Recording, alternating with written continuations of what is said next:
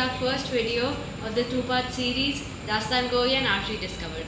Hello and welcome to another episode of Interlinked by the Center of New Economic Studies at OP Jindal Global University. A little bit about Interlinked is that we are a podcast who try to approach certain key issues by looking at it through various perspectives. And we do this by indulging in conversations that revolve around many areas that include society, policy, and economics. But for today's episode, we will be expanding our horizon to look at something that is not talked about enough, but is much deeper than these concepts, which is art. And we're looking at the story of an art and its revival, an art that almost disappeared, an art that has helped express over generations m- many emotions such as love or pain or grief or joy, and how it was revived in the 21st century. And for this conversation, we have with us, we're very lucky to have Miss Poonam Girdhani. She is a performer who indulges in various kinds of performing arts, and she has actually she's herself a Dastan Go and has been practicing Dastan Goi for over 10 years. Miss Poonam also focuses, sorry, 15 years. 15 years, right? And Miss Poonam has also been, she focuses on storytelling for children, and not only does she perform Dastan Goes for children, but she also writes Dastans for children. And she is also one of the few women in the field of Dastan Goi, which was not even a phenomenon back in the 13th century of Persia, where Dastan Goi emerged. So our aim really is in this podcast is so that we indulge in these enriching experiences that Miss Poonam has had to understand what Dastan Goi was and is, and in turn also use Dastan Goi to see her life and understand the kind of the life Dastan Goi provides to its performers. And just the fact that Miss Poonam has put in so many years of work and so much passion, and the fact that she is able to weave stories and encapsulate children who can be sometimes the toughest of audiences just shows that we really could not have had somebody better for this conversation on this podcast. So thank you so much for joining us, Miss Poonam. I Thank you so very much. I think I'll start off just by asking a brief introduction about yourselves. That so many arts that you have done, how you discovered Dastan Goi, just about yourself. Okay, so thank you so very much, Nandini, and your center, जिसने इस बात की ज़रूरत को समझा कि आज जब हम लोग पॉलिसीज की बात करते हैं, हम लोग जब इकोनॉमिक्स की बात करते हैं, पॉलिटिक्स की बात करते हैं, सोसाइटी की बात करते हैं, उसमें आर्ट कितना इम्पोर्टेंट रोल प्ले करता है. तो मुझे बहुत खुशी है कि हम इस पॉडकास्ट के साथ में हैं. तो जैसा तुमने बताया, मेरा नाम पूनम गिरधानी है और मैं पिछले 15 साल से दास्तान गोई कर रही हूँ. लेकिन मेरा सफर थिएटर में तकरीबन 30 साल पहले शुरू हुआ. मैंने इसकी शुरुआत अस्मिता थिएटर ग्रुप के साथ की थी और उनके साथ एक लंबा अरसा काम करने के बाद मैंने अमाल अलाना के साथ काम किया, जो कि इब्राहिम अलकाजी साहब की बेटी हैं. फिर मैंने चिंगारी के साथ काम किया, जो माधवन ने बनाया था. उनके साथ मैंने कुछ फ्रेंच प्लेज किए. फिर उसके बाद एंटरटेनर्स के साथ हम जुड़े. रंजीत कपूर का ग्रुप है. तो बतौर थिएटर आर्टिस्ट मैं पिछले 30 साल से काम कर रही हूँ और इस बीच थोड़ा सा सिनेमा किया, थोड़ा सा टेलीविजन किया, रेडियो किया और इस तरह की मुख्तलिफ चीज़ें की. लेकिन जो प्यार था, जो पहला जो मोहब्बत जो थी, वो थी थिएटर, वो थी स्टेज. तो 15 साल जब लगातार ये तमाम चीज़ें कर ली और एक रोज़ साबका पड़ा, मुलाकात हुई दास्तान गोई फन से, इस आर्ट फॉर्म से, तो मुझे एहसास हुआ कि इसमें एक चैलेंज है, इसमें एक ऐसी चीज है जो अब तक जब से उसका रिवाइवल हुआ है तब से उसको पूरी तरह से खोजा या पाया नहीं गया है. फिर वो चाहे जबान के लेवल पे कह लीजिए, परफॉर्मेंस के लेवल पे कह लीजिए, कंटेंट के लेवल पे कह लीजिए, तो मुझे उसमें बहुत पॉसिबिलिटीज दिखी। मुझे लगा कि बतौर एक्टर, बतौर परफॉर्मर, मैं चैलेंज है ये मेरे लिए कि एक जगह बैठकर आपको सिर्फ अपने वाचिक अभिनय से, मतलब अपनी आवाज से एक पूरा मंजर खड़ा कर देना है। वो 1 घंटा, 1.5 घंटा, 20 मिनट, 25 मिनट, जो भी आप कर रहे हैं, और कैसे अपने सफर में अपनी ऑडियंस को साथ लेकर चलना है, वो मुझे कमाल का लगा कि ये तो बहुत ही कमाल का आर्ट फॉर्म है। और उससे ज्यादा जो मुझे उसमें जो पॉसिबिलिटी नजर आई थी वो ये कि वो एक तरह का पॉलिटिकल टूल भी है। और जब मैं पॉलिटिकल टूल की मैं बात करती हूँ तो मेरी मुराद जो है झंडा उठाने से नहीं है, बट ये एक ऐसा फील है, ये एक ऐसा रिवाइवल था, एक ऐसा आर्ट फॉर्म था जिसमें हम लोग तुम अंधेरे में चली गई। कोई बात नहीं, आप कंटिन्यू। तो उसमें उसमें जो जो परफॉर्मेंस स्पेस में जो एक नई चीज आई थी कि आपको किसी भी बड़े स्टेज की जरूरत नहीं है, आपको बहुत बड़े ऑडिटोरियम की जरूरत नहीं है, आपको बहुत सारी लाइट्स की जरूरत नहीं है, आपको म्यूजिक और साउंड की जरूरत नहीं है। एक एक तखत चाहिए या एक बैठने की जगह चाहिए, और आपके पास कहानी होनी चाहिए, और सुनने के लिए लोग होने चाहिए। तो ये जो कमाल की चीज थी, आज के दौर में जब हम सब लोग उलझे हुए हैं कि कहाँ से हमें स्पेस मिले, हम लोग जाके एक नाटक को माउंट कर सके, उसमें खर्चे हैं, उसमें स्पेस नहीं है लोगों के पास रिहर्सल करने के लिए, और यहाँ पर हम लोग, कहानी है आपके पास, दास्तान है आपके पास, और आपके पास सुनाने का जज्बा है और आवाज है, और आपका जिस्म है, जिससे गुजरती है कहानियां और लोगों तक पहुंचती हैं। तो ये जो है, और एक ऐसा फॉर्म जिसमें आप हर तरह की बात कर सकते हैं, वो चाहे आप फोक टेल्स की बात हो, फोकलोर्स की बात हो, वो चाहे आपके एपिक्स की बात हो, वो चाहे आपके सिर्फ हिंदुस्तान ही नहीं, आप कहीं के भी क्लासिक्स को ला सकते हैं अपनी दास्तान में, अपने बयान में। तो वो मुझे बहुत अच्छा लगा। ऐसा नहीं था कि अगर आप विजय तेंदुलकर का नाटक कर रहे हैं स्टेज पर तो आप सिर्फ विजय तेंदुलकर का ही नाटक कर रहे हैं।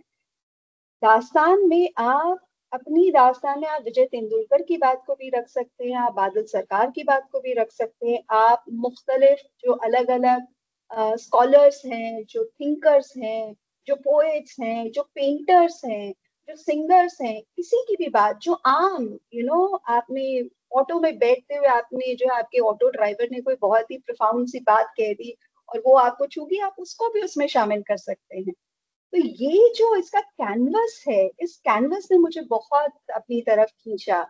और मैंने फिर जो है दास्तान गोई का सफर शुरू किया। और हाँ, एक सेंस ऑफ पर्पस है इसमें। And so we have heard about your history with Dastan Goi, but could you also, for the sake of the audience, also describe what Dastan Goi is in your words and how it, why it disappeared at some point and how it was revived? तो दास्तान गोई जो है, बहुत मोटा मोटा अगर हम बताएं तो दास्तान गोई दो शब्दों से मिलकर बना है, दास्तान और गोई। दास्तान यानी लंबी कहानियां, ऐसी कहानियां जो जो एक जगह पर जाके रुकती हैं लेकिन खत्म नहीं होती हैं, कि जब वो रुकती भी हैं तो आपको इस बात का एहसास होता है कि अरे अभी कुछ और कहना बाकी है, ओ अभी कुछ और कहा जाएगा।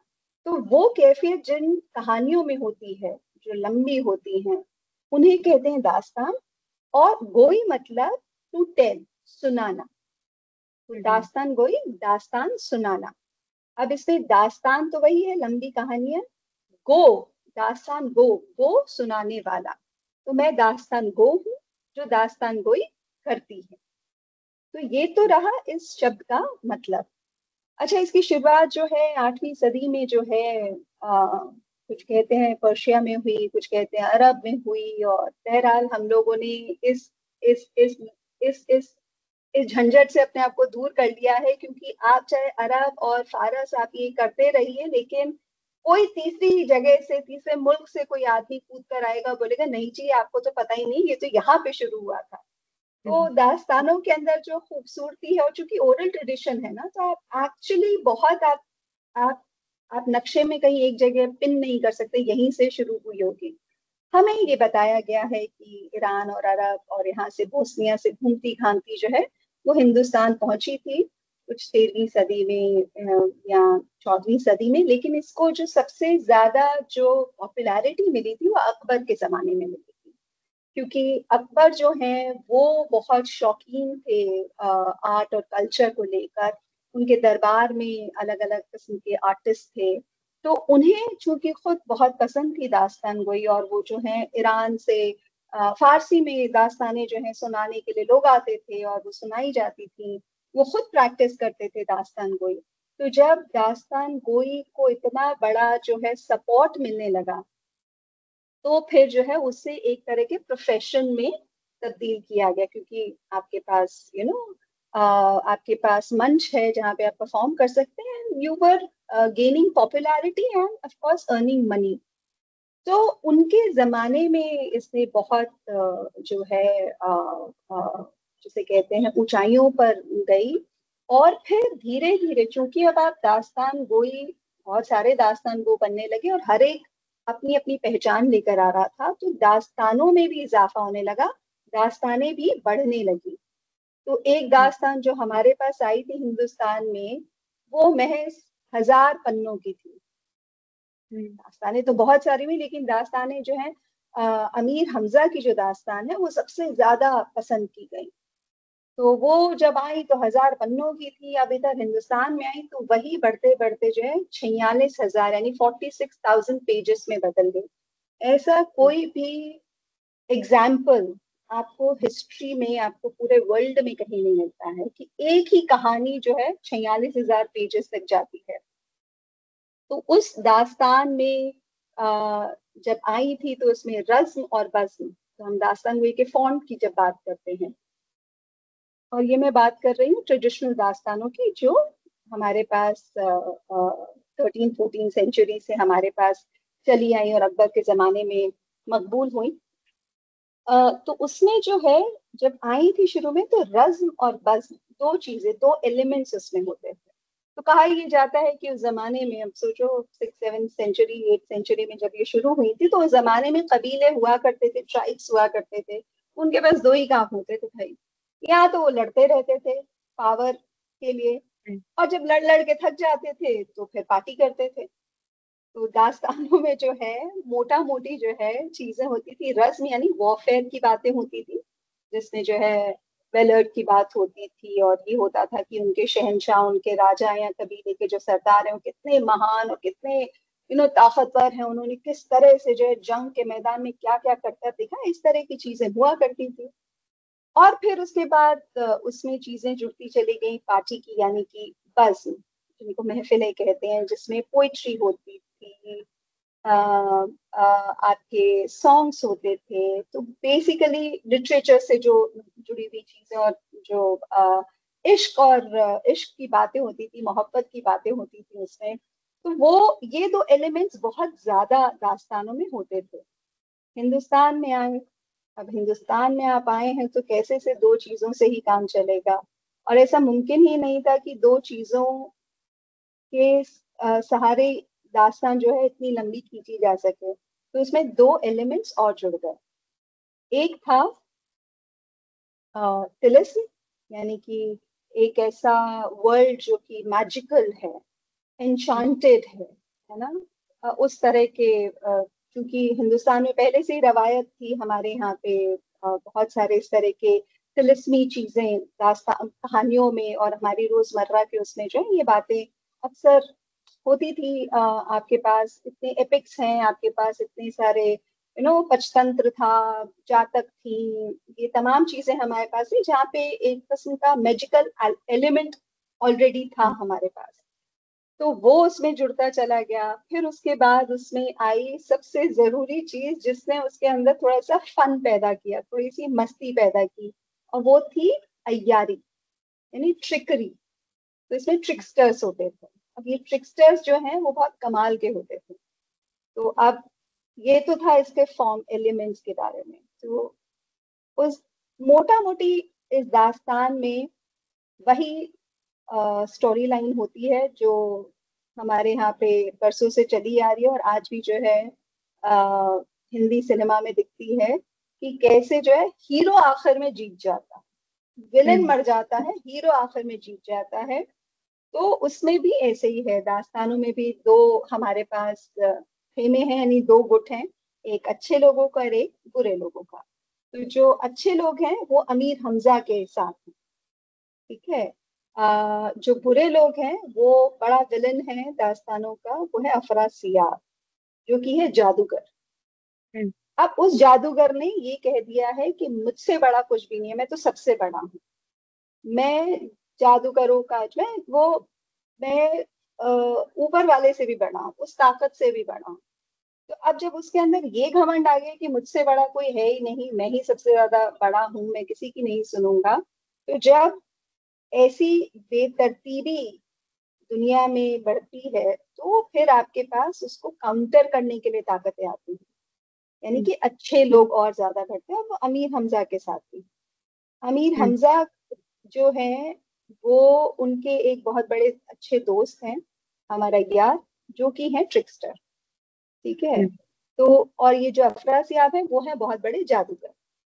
तो कैसे जो है अमीर हमजा के जो साथी हैं वो तिलिस्म में जाते हैं, अफरासियाब के तिलिस्म होशरुबा में, एक ऐसा तिलिस्म जो होश उड़ा दे, और वहां जाकर वो उसकी ताकत पर बार बार उसको हराते हैं, उसी के घर में घुसकर उसको बार बार हराते हैं, उसको बार बार बताते हैं कि तुम बड़े नहीं हो, मतलब अपने ऊपर से घमंड छोड़ दो। तो मोटा मोटी यही कहानी है जो हम लोग अपने रामायण महाभारत या इस तरह के और जो एपिक्स हैं उसमें भी हम देखते हैं कि कैसे बुराई पर अच्छाई की विजय।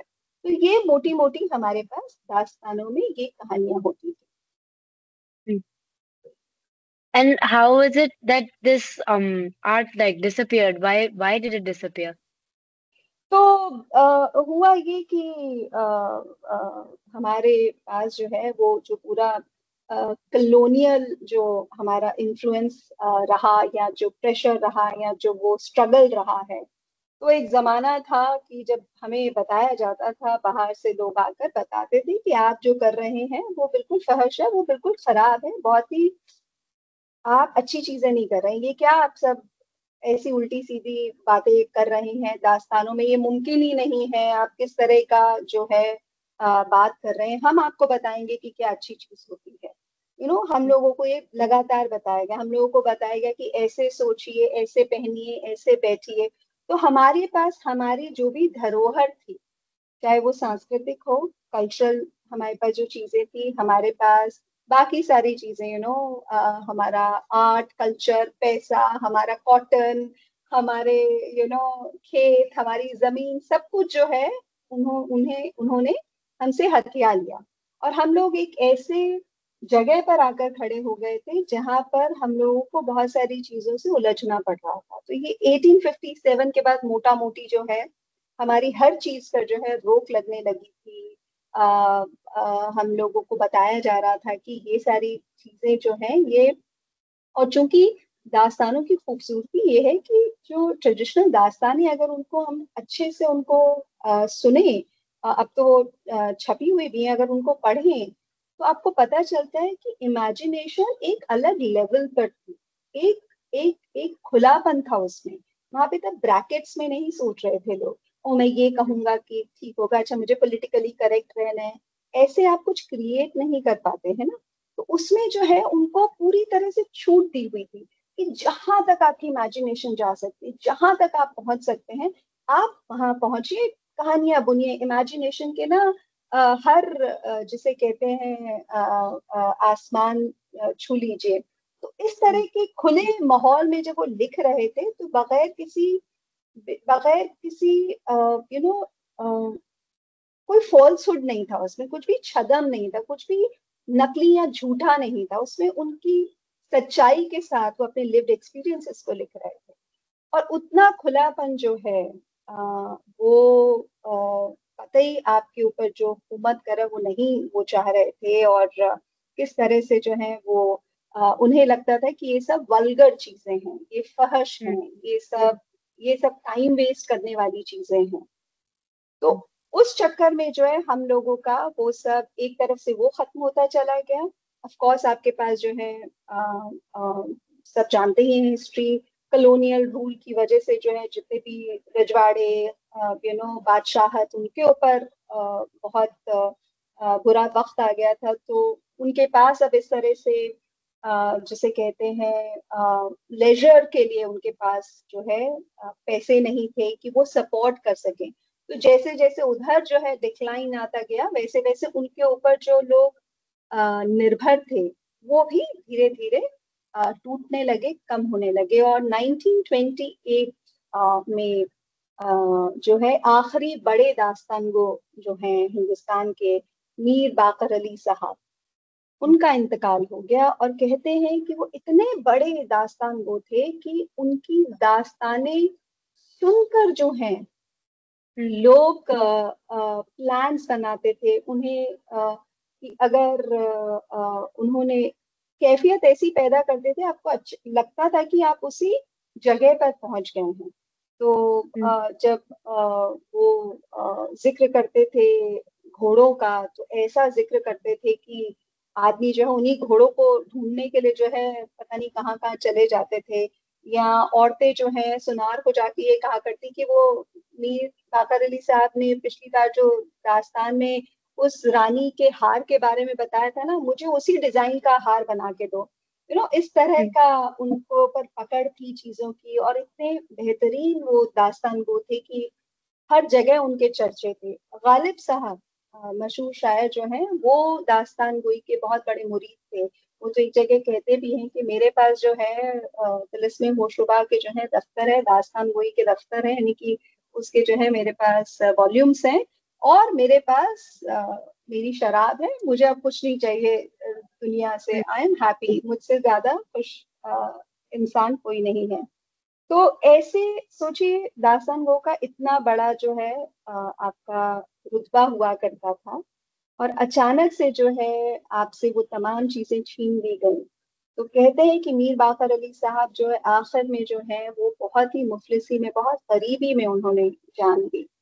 तो हाँ, ये हम लोगों का जिसे कहें कि बदकिस्मती है कि हम लोग इतने बड़े आर्टिस्ट, और कहते हैं ना कि वो जो सोसाइटी का जो जो रूह होती है, या कल कैसे बनने वाला है, उसको जो समेट के रखते हैं वो दास्तान वो होते हैं, वो कहानियां सुनाने वाले होते हैं। तो अगर हम उनकी इज्जत नहीं कर पाए, उन्हें बचा नहीं पाए, जो हमारी बदकिस्मती थी। और उसके बाद फिर धीरे धीरे जो है तमाम चीजें और बदलती गई। हम लोगों के पास जो है अ, ये चीजें जो है गुम गायब होती गई। ये जो ओरल ट्रेडिशन में जो चीजें थी, हम लोग और दूसरी चीजों में आ गए। तब तक ग्रामोफोन आ गया था, ग्रामोफोन के बाद आपके पास पारसी थिएटर आ गया था। तो अब आपके पास लेजर के लिए आपके पास दूसरी चीजें आने लग गई थी। आपके पास जो है थोड़ा सा अटेंशन स्पैन जो है वो कम होने लगा था, लोगों के पास वक्त नहीं था। हम लोग आजादी के लिए लड़ रहे थे, और उसके बाद जो है हर चीज जो है मॉडर्निटी की तरफ जो है तेजी से चलती चली गई। तो जो ये हमारे जो खजाना था वो पीछे कहीं ना कहीं छूटता चला गया, उसके ऊपर समय की परतें चढ़ती चली गई और वो दबता चला गया। You spoke a lot about the history of Dastan Goi, but I would like to go back to your experience as an artist now, and just that feeling you spoke about why Dastan Goi attracted you, but when you're actually performing and that feeling when the lights are going down and the silent, like the crowd is becoming silent, and you know the curtains are going to open soon. So, what is it that you're feeling in that moment, and what is it that you want your audience to be feeling in that moment?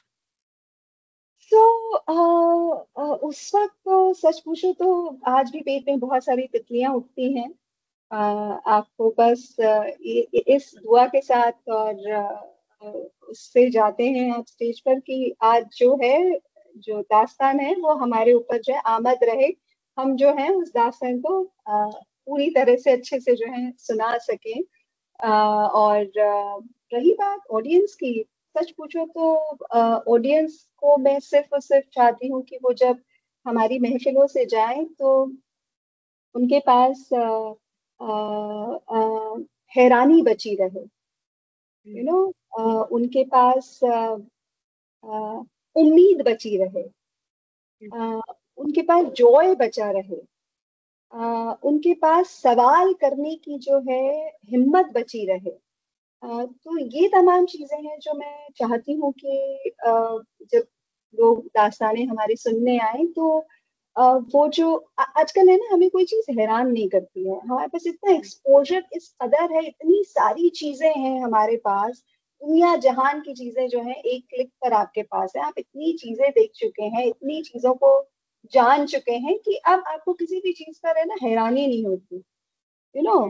तो क्या फिर वो कैसे, और वो बहुत जरूरी है, इवोल्यूशन के लिए बहुत जरूरी है कि आपके अंदर जो है वो हैरानी और वो सवाल बचे रहें, आप देखना चाहें और आगे क्या हो सकता है, आपके अंदर वो जो है थोड़ी सी इनोसेंस बची रहे, आपके पास ये उम्मीद बची रहे कि अब अभी तक सब कुछ खत्म नहीं हुआ है, अभी भी चीजें बदली जा सकती हैं। वो जो सेंस ऑफ यू नो एक वो जो पॉसिबिलिटीज का जो सेंस है कि हाँ अभी भी पॉसिबल है चीजों को और बेहतर करना, अभी भी जिया जा सकता है, तो ये तमाम चीजें हैं।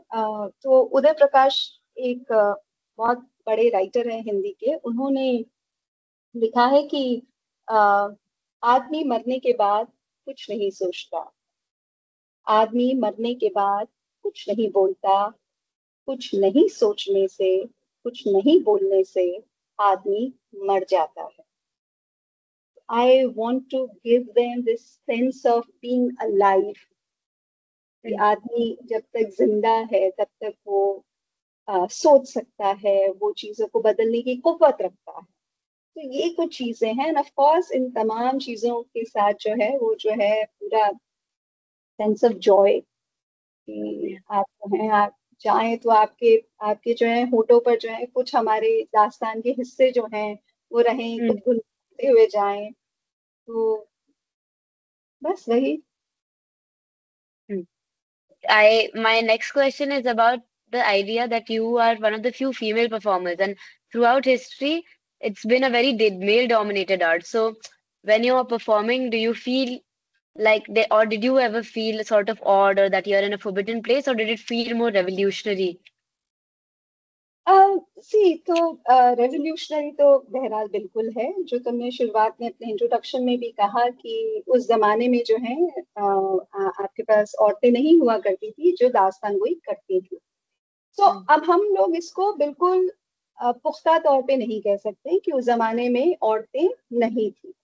होता क्या है कि हिस्ट्री उन्हीं को याद रखती है जो हिस्ट्री में दर्ज हो जाते हैं, जो चीजें सामने आ जाती हैं। तो ये जो मेल डोमिनेंस है वो थ्रू आउट हिस्ट्री रहा है, लेकिन हम ये कतई नहीं मान सकते, क्योंकि यू नो ये जो रेजिलियंस है या जो हम लोग दूसरे आर्ट फॉर्म्स देखते हैं और उनमें हम जब औरतों की भूमिका को देखते हैं तो ये सोचने में थोड़ी मुझे उलझन होती है कि क्या औरतें दास्तान वो नहीं रही होंगी, उस जमाने में रही होंगी, हो सकता है, लेकिन वो कभी भी पर्दे से बाहर नहीं आई, उनको कभी भी शायद हिस्ट्री में उस तरह से जगह नहीं मिली, क्योंकि वो शायद खुले में परफॉर्मेंस नहीं होती थी। जैसे जो मेल दास्तान गो हैं वो लोग जो हैं बाहर जो है बाजारों में करते थे, वो लोग जामा मस्जिद की सीढ़ियों में किया जाता था, दरबारों में किया जाता था, तो शायद इस तरह से खुले उसमें उन्होंने नहीं किया हो, लेकिन जो जनान खाना था, जो औरतों का जो आपका इनर कोर्टयार्ड था, वहां पे मुझे ऐसा लगता है जरूर रहा होगा। वो दास्तान गोई की महफिलें उधर भी होती होंगी और उनकी अपनी किस्म की दास्तानें होती होंगी, उनका अपना टेक होता होगा। राइट। तो ये तो खैर हमारे पास पूरी तरह से कोई पुख्ता सबूत नहीं है इसको लेकर, लेकिन जब जो दास्तानें छपी, जो दास्तानें बची, जो दास्तानें आई हैं हमारे पास, उनमें आपको मेल वॉइस बहुत मुखर दिखती है, it's very apparent, it's very powerful, बहुत ही मेल वॉइस है दास्तानों की। मैं सिर्फ ये नहीं कह रही जो परफॉर्म कर रहे हैं, उनकी जो दास्तानें हैं, तो जब मैं कहती हूँ मेल वॉइस, तो उनका पर्सपेक्टिव वही है, बहुत ही मेल पर्सपेक्टिव से वो दास्तानें कहीं सुनाई गई हैं और बाद में दर्ज की गई हैं। तो ऑफ कोर्स अभी जब हमारे पास रिवाइवल की बात हुई, तो जब हम रिवाइवल, मॉडर्न रिवाइवल में हम आए और हम लोगों ने दास्तानें करनी शुरू की, तो अब दास्तानें दो तरह से होती हैं। एक होती है ट्रेडिशनल दास्तानें, उसमें भी हम दास्तानों के छोटे छोटे टुकड़े लेते हैं। तो हम लोग जो है, हमारी कोई भी ट्रेडिशनल दास्तान जो है वो 1 घंटे से ऊपर की नहीं है। वो शुरुआत होती है 20-25 मिनट से लेकर, तो उसको शमसुर रहमान फारूकी साहब जिन्होंने हमारे सामने दास्तान गोई का ये पूरा का पूरा जो है संसार खोला, तो जब हम लोगों ने करना शुरू किया, महमूद फारूकी ने जब इसे रिवाइव किया और उन्होंने ट्रेडिशनल दास्तानें करनी शुरू की, तो छोटे छोटे हिस्से होते थे, तो वो कहते थे मस्ती में, मजाक में, तुम दास्तानें थोड़े ना करते, तुम दास्तान ज़ादियां करते हो। मतलब उनके छोटे छोटे बच्चे जो हैं, जो हिस्से हैं, वो करते हो। तो ऑफ कोर्स हम लोग दास्तान ज़ादियां पेश करते हैं। तो उसमें क्या होता है, तो जो टुकड़े लिए गए हैं, वो टुकड़े भी ना बहुत ही मेल डोमिनेंट, या जो कहें वो उसी वॉइस के हैं। तो अब हमारे पास तो वही चीजें आई थी महमूद के मार्फत। तो जब उन दास्तानों को हमने जब करना शुरू किया, तो उसमें बहुत सारी चीजें परफॉर्मेंस के लेवल पे, जिसमें मुझे समझ नहीं आता था मैं क्या करूं। तो जैसे बहुत सारे दास्तान है, एक दास्तान है हैरत, अमर अय्यार का हैरत जादू बनकर आना और लोहे तिलिस्मी का सब हाल राज जान लेना। तो उसमें अमर अय्यार जो है वो अफरासियाब के तिलिस्म में जाता है, और वो उनकी जो मलिका है हैरत, उसका रूप धर लेता है। तो एक मर्द है जो औरत का रूप धर रहा है, और वो अफरासियाब से कोशिश करे राज कैसे निकाले। तो जब इसे महमूद करते हैं, या और हमारे जो मेल मेंबरान हैं दास्तान गोई कलेक्टिव के, वो करते हैं, तो उनमें बहुत फपता है, लाफ्टर्स आते हैं, लोग हंसते हैं, सब वो एक एक जो है कॉन्ट्रास्ट खड़ा होता है। और जब मैं वो कर रही हूँ, तो बतौर औरत मैं कितनी औरत बनूंगी, मैं तो वही हूँ ना जो हूँ। तो मैं उस तरह का कॉन्ट्रास्ट नहीं ला पाती हूँ। तो ये एक बहुत बड़ा चैलेंज होता है कि कैसे आप जो है उस कॉन्ट्रास्ट को जो है ना होते हुए भी पैदा करें। तो वो एक बहुत बड़ा चैलेंज होता है। फिर दास्तानों में भी ऐसा नहीं है कि उसमें आपके पास स्ट्रॉन्ग विमेन कैरेक्टर्स नहीं है। मलिका हैरत खुद बहुत बड़ी, बहुत कामयाब एक जो है सिपह सालार, और एक बार अफरासियाब की वो बीवी है, और इतने बड़े तिलिस्म को संभालती हैं। तो ऑफ कोर्स इस तरह के और भी बहुत सारे कैरेक्टर्स हैं, लेकिन वो उस तरह से जो है उनको प्रेजेंट उस तरह से नहीं किया गया, क्योंकि सुनाने वाले मर्द थे। तो पर्सपेक्टिव कहीं ना कहीं जो है वो आपके पास हमेशा वो मर्दों का रहा। तो वो जब हम करना शुरू करते हैं, तो वो दिक्कतें परफॉर्मेंस में आती हैं। फिर बहुत सारे हिस्से हैं, कंटेंट ऐसे हैं जो आपको आज के दौर में ऐसे लगेगा, अरे ये तो बहुत ही एंटी वुमेन है। तो आपको कॉन्टेक्स्ट देना होता है, आपको ये समझना होता है कि कहाँ से ये दास्तानें आ रही हैं। तो वो बहुत सारी चीजें, और आप हर बार हर एक चीज से, हर मरहले से साथ साथ नहीं लड़ सकते हैं। तो ये सब मेरे लगातार जो है टसल जो है टेक्स्ट के साथ, कंटेंट के साथ चलता रहता है। फिर अब ये हुआ है कि अब हम लोगों ने मॉडर्न दास्तानें जो हैं, गैर रवायती दास्तानें खुद तदवीन करनी शुरू की हैं। तो अब जब मैं दास्तान अपनी तैयार करती हूँ, तो उसमें खुद ब खुद जो है मेरे बतौर औरत, जो मेरे लिव्ड एक्सपीरियंसेस हैं, वो अपने आप मेरी बात में, मेरे बयान में शामिल हो जाते हैं। उसके लिए मुझे अलग से कुछ करना नहीं पड़ता है। तो मोटा मोटी सी यही बात है कि हाँ, अगर आपके यहाँ पे एक है फीमेल प्रेजेंस, आपका, अगर हम बॉडीली बात करें, आपका फिजिकल प्रेजेंस जो है आपका स्टेज पर, उसमें किस तरह के फेर बदल करने हैं, एक ऐसे मेल डोमिनेंट टेक्स्ट में किस तरह से आपको उधर खुद को मनूवर करना है, कैसे अपने आप को अडेप्ट करना है उस सिचुएशन से, वो एक लगातार स्ट्रगल रहता है। फिर दूसरा स्ट्रगल ये रहता है कि जब आप अपनी दास्तानें जब तैयार कर रहे हैं तो उसमें किस तरह से आप, क्या पोर्ट्रेयल किस तरह से होगा आपकी दास्तान। जरूरी नहीं है कि मैं औरत हूं तो मैं औरतों के बारे में लिखूंगी, नहीं, मैंने जो पहली दास्तान लिखी दास्तान इरफान बुद्ध, तो मैं बुद्ध की बात कर रही हूँ। पर मैं जब बुद्ध की बात करती हूँ तो मैं सिर्फ बुद्ध की बात नहीं करती हूँ, मैं आम्रपाली की भी बात करती हूँ, मैं उनकी बीवी यशोधरा की भी बात करती हूँ, मैं उनकी माता महामाया की बात करती हूँ, मैं उनकी मौसी गौतमी महाप्रजापति की बात करती हूँ, मैं उन तमाम भिक्षुणियों की बात करती हूँ जो उनके संग में थी, जिन्हें थेरीज कहा जाता था, जिन्होंने इतनी बड़ी एक जो है कविता संग्रह तैयार किया जिसे थेरी गाथा कहते हैं। तो ये तमाम चीजें जो हैं वो अपने आप वो उन औरतों की जो मौजूदगी है अपने आप उस दास्तान में आती चली गई। तो आई गेस दास्तान is all about your lived experience. You know, आप क्या कैसे जान रहे हैं, क्या आपकी अनुभूतियां हैं, क्या आपने देखा है, कैसे आप दुनिया को देखते हैं, आपके पास कितने तरह के अनुभव हैं, उन तमाम चीजों को मिलाकर आप अपनी दास्तान सुनाते हैं। तो एक दास्तान मैंने बुद्ध पर लिखी, और अगर उसे कोई और तैयार करेगा तो उनका पर्सपेक्टिव अलग होगा। और ये परफॉर्मेंस में भी होता है। एक ही दास्तान जो है हम जब सुनाते हैं, मैं सुनाती हूँ, तो उसकी तासीर या उसकी जो जो असर ऑडियंस पर अलग किस्म का होता है। वही जब महमूद सुनाते हैं, या जब नमिता सुनाती हैं, या जब नुसरत सुनाती हैं, या जब मीरा रिजवी सुनाती हैं, या जब दारिन शाहिदी सुनाती हैं, जब अलग अलग लोग जब सुनाते हैं तो अलग अलग तरह की जो है कैफियत पैदा होती है।